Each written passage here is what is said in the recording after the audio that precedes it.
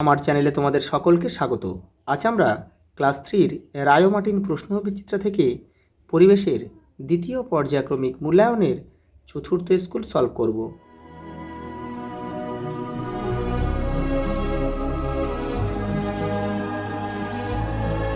দেখো, প্রথম প্রশ্ন, পিনকোড কি?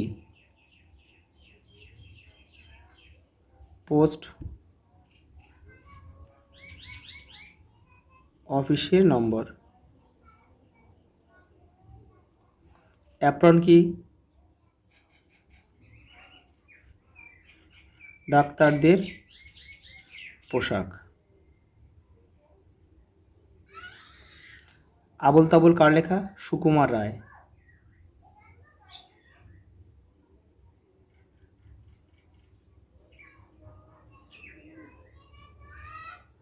সিনথেটিক উলকে কি বলে? ক্যাশমিলান।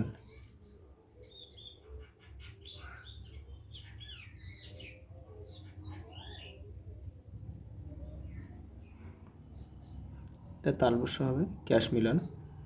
বাট দেখো, মানচিত্রের উপরের দিকটি কোন দিক? মানচিত্রের উপরের দিক অর্থাৎ উপরের দিকটা হচ্ছে উত্তর দিক, আর ডান দিকটা কিন্তু পূর্ব দিক, আর নিচেরটা হচ্ছে দক্ষিণ দিক, আর বাঁ দিকটা হচ্ছে পশ্চিম দিক।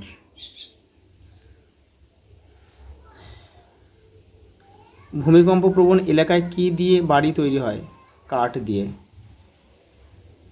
কাঠের বাড়ি তৈরি করা হয়। কম্পিউটারের দোকান কী ধরনের জীবিকা? আধুনিক জীবিকা।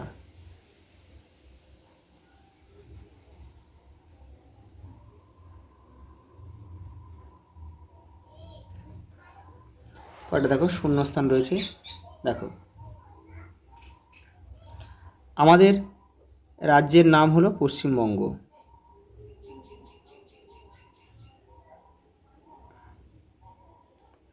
পাট হলো গাছের আঁশ। আঁশ বা কেউ তন্তু লিখলে হবে। দেখো, শীতকালে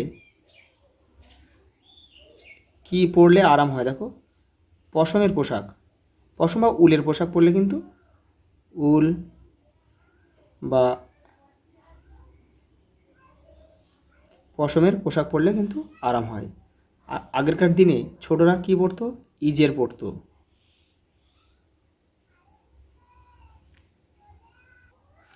পরের প্রশ্ন দেখো, সত্য আর ভুল, আচ্ছা বলেছে সঠিক উত্তরে সত্য আর ভুল উত্তরে মিথ্যা লিখতে হবে। ঠিক যেমন নির্দেশ দেবে তেমন কিন্তু লিখতে হবে। টুনটুনির বই লিখেছেন সুকুমার রায়, তাহলে এটা ভুল, এটা আমাদের লিখতে হবে মিথ্যা। এই সুকুমার রায় হবে না, এটা কিন্তু উপেন্দ্র কিশোর রায়চৌধুরী হবে।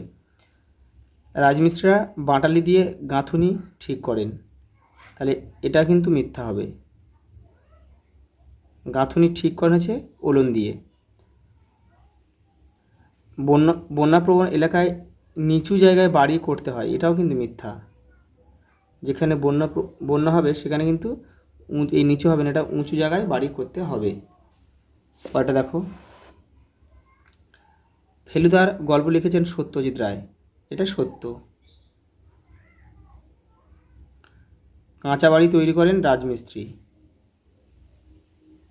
এই কাঁচা বাড়ি হবে না, এটা পাকা বাড়ি হবে, এটা কিন্তু মিথ্যা রয়েছে, এটা পাকা বাড়ি হবে। পরেরটা দেখো, কি কাজে থাকলে লোকে কী ধরনের পোশাক পরে? পুলিশ খাকি রঙের পোশাক।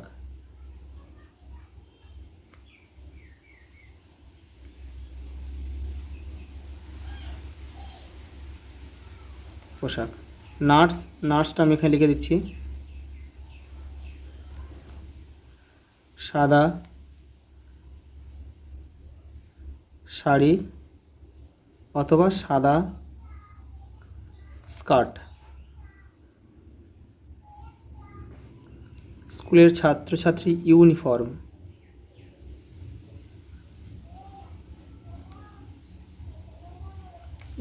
খেলোয়াড়রা জার্সি।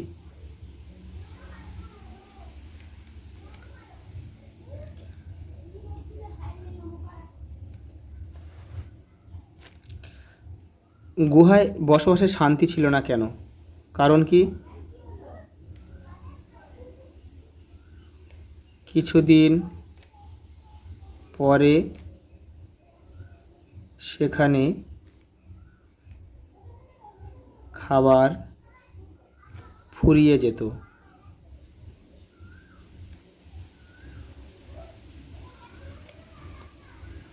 আদিম মানুষরা কোথায় বাস করত? দেখো, আকাশের, এখানে লিখছি, খোলা আকাশের নিচে, গুহা, তাঁবু। তোমাদের বইটা 88 নম্বর পেজে আছে, দেখে নিও একটু। দেখো, পারিবারিক জীবিকা কাকে বলে? উদাহরণ দাও। দেখো, তোমাদের বইয়ের 108 নম্বর পেজে রয়েছে।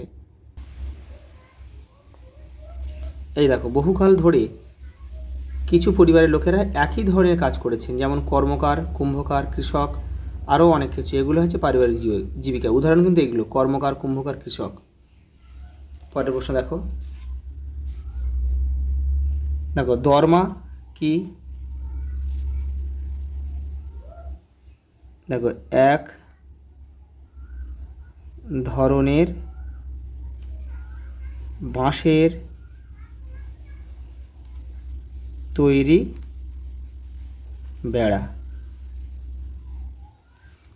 এটি কি কাজে লাগে? দেখো, ঘরের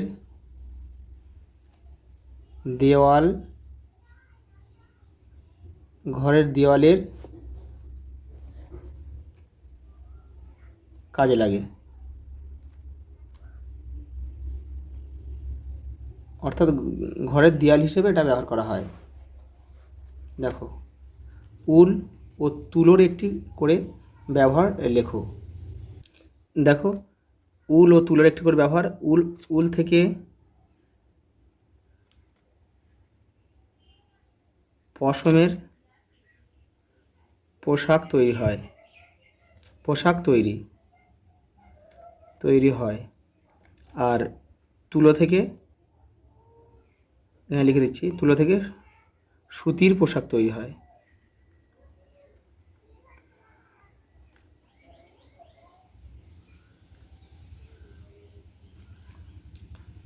দেখো, নদীর পাড়ে বাড়ি থাকার সুবিধা ও অসুবিধা। দেখো, সুবিধা কি? সুবিধা হচ্ছে সারা বছর জল পাওয়া যায়। আর অসুবিধা কি? ঝড়,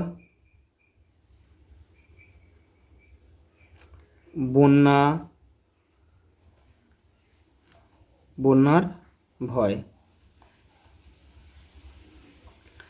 উপেন্দ্রকিশোর রায়চৌধুরীর পরিবারের শাখা প্রশাখা লেখো। দেখে নাও, তোমাদের বইয়ের 93 নম্বর পেজে রয়েছে। এই দেখো, এটা তোমরা লিখবে। এই ছকটা কিন্তু পুরোটাই করতে হবে। আজ এই পর্যন্ত, দেখা হবে পরের ভিডিওতে।